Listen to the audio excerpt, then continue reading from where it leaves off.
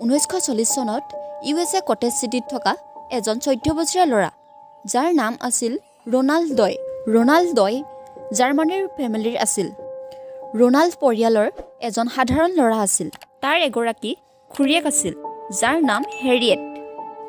Ronald এজন ধাৰ্মিক ব্যক্তি আছিল বা ধৰ্মক বিশ্বাস কৰা ল'ৰা আছিল।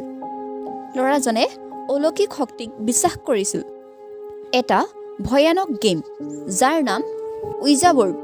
যেতিয়া তাৰ খুৰীয়েকে প্ৰথমবাৰৰ বাবে তাক উইজা বৰ্ডৰ দ্বাৰা আত্মাৰ লগত কেনেকৈ কথা পাতে দেখুৱালত তেতিয়া ৰোনাল্ড তাৰ ওপৰত আকৰ্ষিত হৈ মাজে মাজে সি নিজে নিজে খেলিবলৈ ল'লে।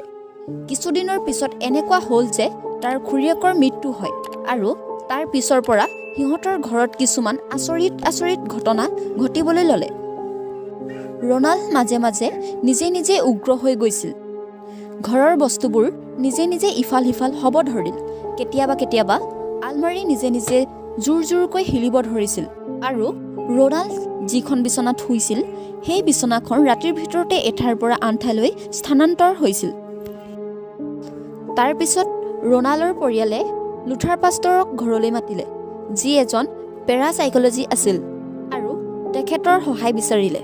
তেখেত যেতিয়া সিহঁতৰ ঘৰলৈ আহে আৰু পেৰানৰ্মেল বস্তুবোৰ দেখে তেখেত তেতিয়া আচৰিত হৈ পৰে। ৰোনাল্ড যিটো ৰুমত থাকে সেই ৰুমৰ বস্তুবোৰ নিজে নিজে হিলি আছিল।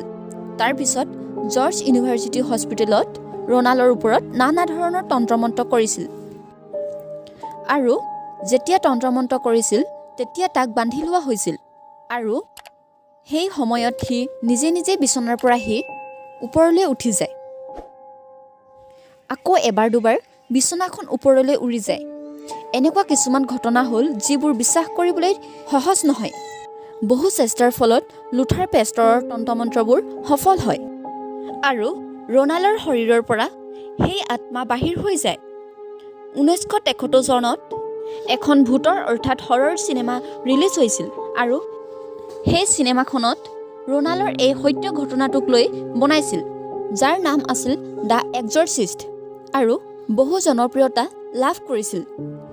কিন্তু সেই চিনেমাখনত ৰোনাল্ডৰ কেৰেক্টাৰটোত ছোৱালীক দেখুওৱা হৈছে কাৰণ ৰোনাল্ডৰ পৰিয়ালৰ লোকে পৰিচালকজনক ৰিকুৱেষ্ট কৰিছিল ৰোনাল্ডৰ নিজৰ প্ৰাইভেচিৰ কাৰণে আৰু সেইবাবে ৰোনাল্ডৰ অৰিজিনেল ফটোজ ক'তো দেখুওৱা নাছিল।